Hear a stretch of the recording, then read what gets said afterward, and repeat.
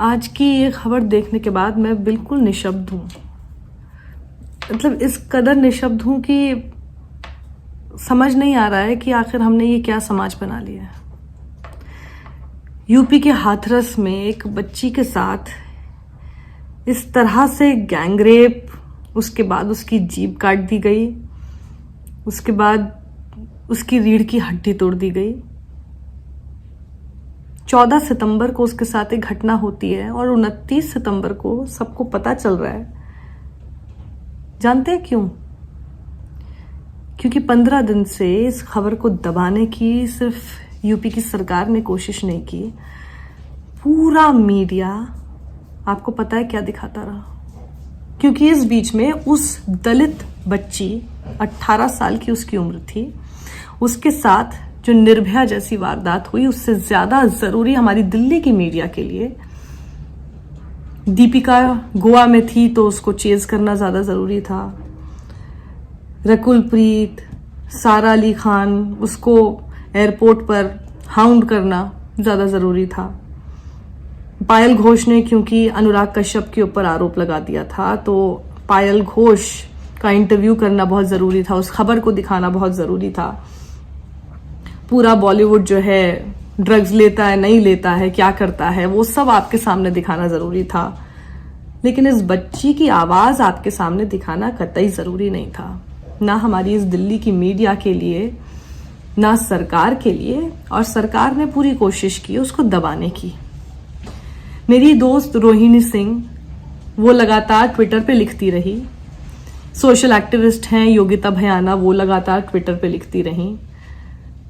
रोहिणी सिंह ने जब इस वारदात को लिखा तब यूपी सरकार में जो इंफॉर्मेशन सेक्रेटरी हैं शिशिर सिंह, वो उनको ये लिखकर धमकी देते हैं कि जो भी लोग फेक न्यूज फैला रहे हैं उनके खिलाफ कड़ी कार्रवाई की जा रही है, एफआईआर हो रही है।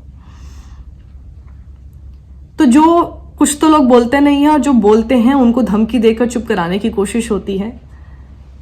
क्यों कोई नहीं बोला? आप इस बारे में कभी सोचेंगे क्या? इसलिए कि वो बच्ची दलित थी इसलिए कोई नहीं बोल रहा?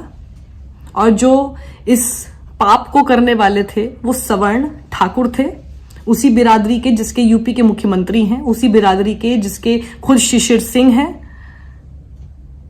या इस वजह से कि 2012 में तो हम लोग सड़कों पर उतर गए थे जब निर्भया के साथ इसी तरह की विभत्स घटना हुई थी और उस समय पूरा मीडिया भी सड़कों पर था और मुझे गर्व है इस बात का कि मैं उस मीडिया का हिस्सा थी, मुझे गर्व है इस बात का।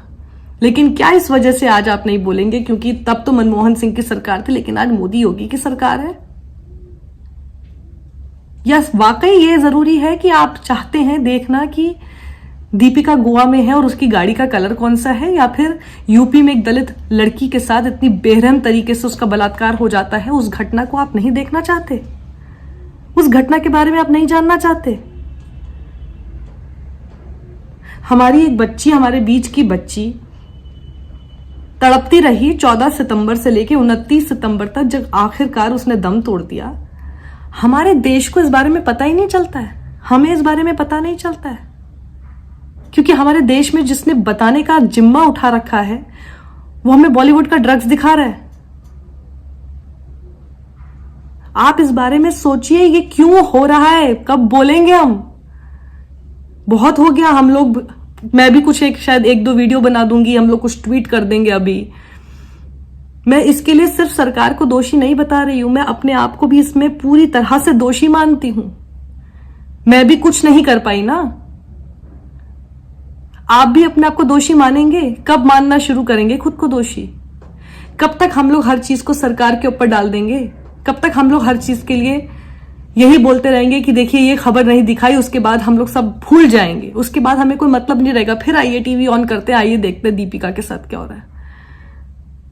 इससे आगे बढ़िए, थोड़ा बहिष्कार करना सीखिए उस मीडिया का, उन सभी लोगों का, उस हर ताकत का जिसने इस पूरी खबर को दबाने की कोशिश की, उनका बहिष्कार कीजिए आप। हमें बहिष्कार अब करना होगा। कितनी ऐसी बच्चियां इस तरह से मरेंगी? उस बच्ची की जीभ काट दी गई, उसकी रीढ़ तोड़ दी गई, क्या उसी तरह से हमारी दिल्ली की मीडिया की भी जीभ काट दी गई है और उसकी रीढ़ तोड़ दी गई है? तो आप जिम्मा उठाइए ना, मैं जिम्मा उठाती हूं ना।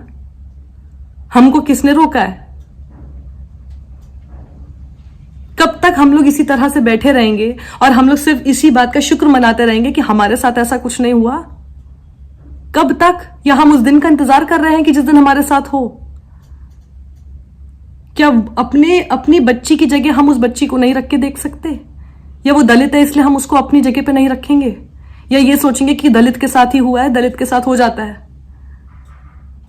थोड़ा जागिए। इतनी लंबी नींद हमारे लिए ठीक नहीं है, हमारे देश के लिए ठीक नहीं है। मैं आज जाग गई हूं, आप मेरे साथ जागेंगे? बच्ची को इंसाफ दिलाने की तरफ हर उस ताकत का बहिष्कार कीजिए जिसने इसे पूरी पुरजोर कोशिश से दबाने की कोशिश की है।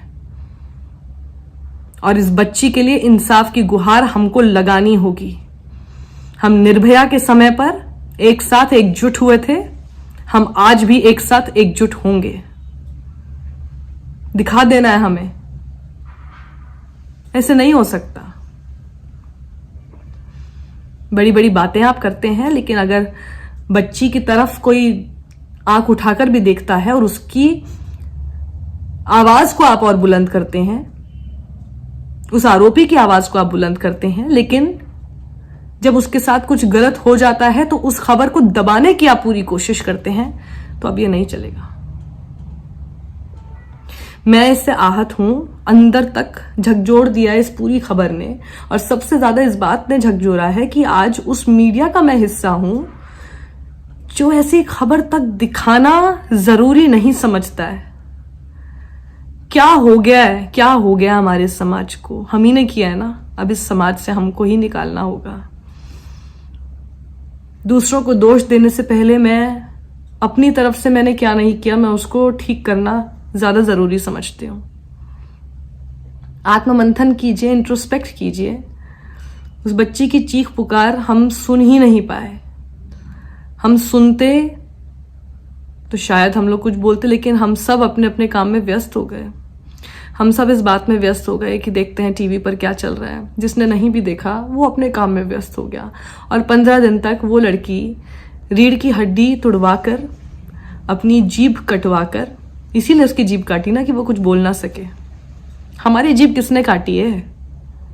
आपकी जीभ किसने काटी है? और कोई काट दे आपकी जीभ, उसका इंतजार कर रहे हैं क्या? थोड़ा साथ आइए, कुछ कीजिए।